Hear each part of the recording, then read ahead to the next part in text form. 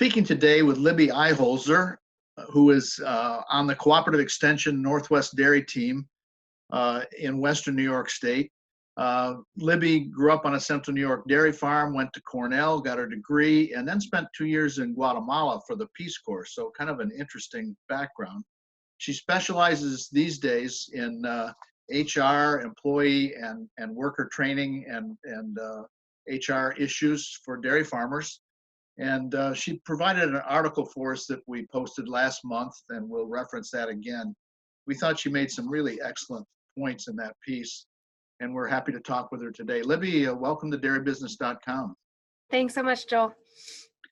Sometimes HR seems to be one of those office jobs that gets a little bit short shrift on some farms, but it really can help in this tight labor market that we're in. Talk a little bit about your view of HR and what role that plays in today's dairy. Sure. So when I started working with Extension, Joel, about 8 years ago, I speak Spanish, so I was often invited out to farms to help do training or facilitate meetings with employees. But over the years, it seems like more and more I get questions about people more than I do about cows, even though I'm an extension agent. And I think that's just because farmers are starting to realize, we've always known people are important, but like you said, the labor market is tighter. It's harder to find good people. And there's a lot more required in compliance as far as HR goes. Certainly besides those reasons, doing a better job of HR.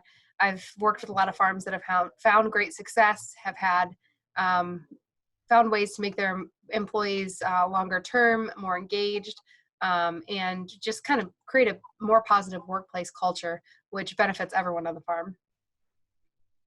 Well, that's for sure. You talk about some key areas that you feel an HR program, an employee management program should include. You made 5 points, I think. You kind of started with onboarding, which makes sense, but talk a little bit about your key areas. Sure. So when people hear the word HR or human resource management, it sounds, very officey and, a little bit hard to unfold sometimes and figure out what it actually means. I worked on creating a self-assessment for human resource management, specifically on the dairy farm. You'll be able to find a link to that at the end of this video.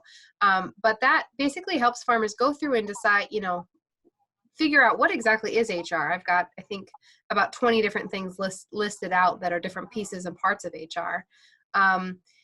But nobody can do all of them at once. And using this assessment helps you figure out, okay, what do we have? What do we need? What's the highest priority? And then that way you get a list of a couple things that you can start working on. Some of the things that I think are the most important, like you mentioned, certainly onboarding new employees. On the farm, when usually farms run rather tight crews, right? You don't have lots of extra people. If somebody leaves, especially if it's kind of sudden, suddenly you're scrambling to find someone to cover the work, to replace that person. And we don't always take the time and care to really make sure that new employee gets off to the right start. So having a system for onboarding is a great way to make sure that with every employee, you're doing all the right compliance paperwork, you're introducing them to the right people, setting expectations for, what the workplace is like, how people should behave, how the work should be done, and also making sure that they're getting the appropriate training, both on, general animal handling, safety, et cetera, along with the specifics to their job. So I think, I put that first on the list because if you don't set people up right from the start, you're kind of setting them up not to succeed very well. But once you've got an onboarding system in place, another thing I find extremely important is a system for keeping in touch with your employees.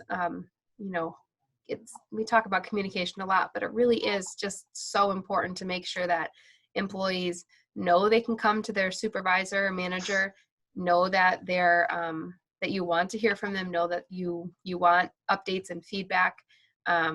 You want to know when something's wrong so you can fix it and prevent it from going wrong again.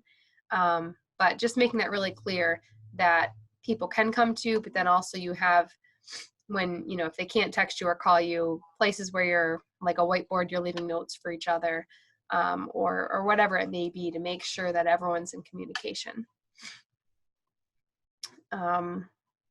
You also talk about yeah.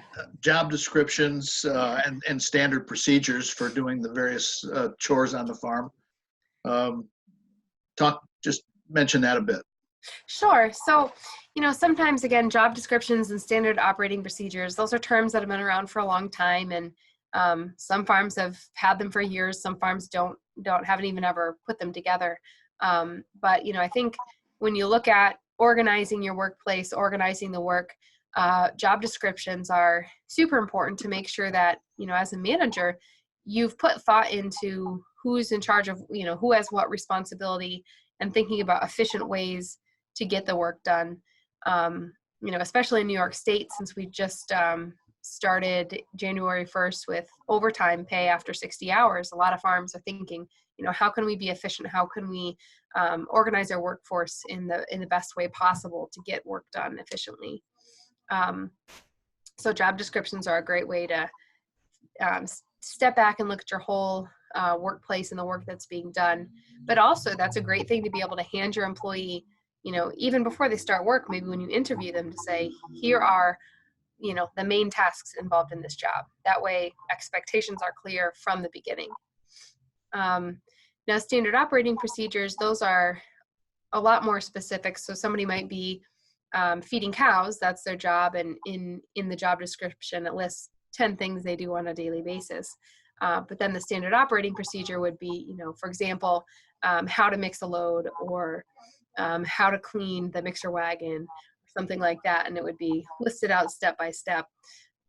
You don't need SOPs for everything, but things that are a little bit more complicated, things that require a lot of attention to detail, like running a pasteurizer or setting up the wash in the milking parlor.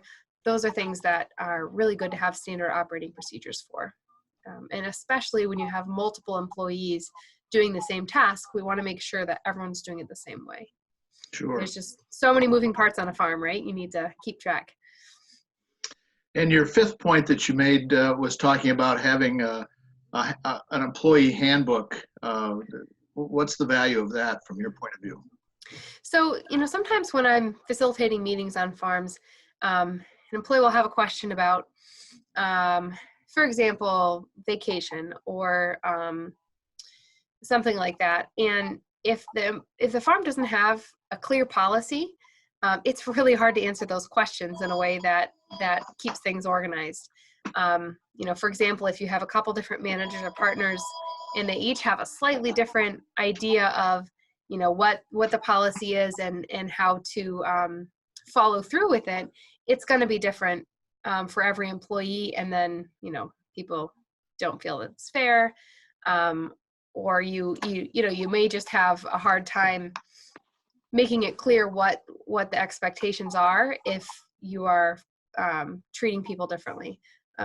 Another example might be use of alcohol at work, or coming to work under the influence of, if you have a clear policy that says that's not acceptable, nobody's going to ever be able to argue with you that, it was for some reason okay.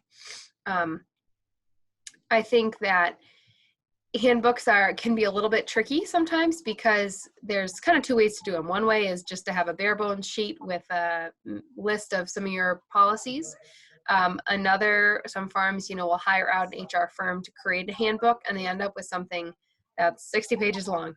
I think it's important to get somewhere in the middle, so you cover your bases. You have, a basic code of conduct, basic policies, should be written in a way that is easy to read, to encourage people to actually read it.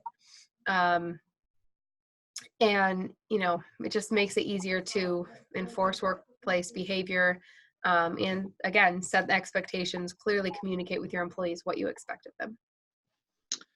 Libby, thank you very much for giving us this summary. And again, as you mentioned, we'll have a link as part of this video where folks can find your self-assessment form, which really caught my eye as a great way to kind of get started in what can be kind of an intimidating situation.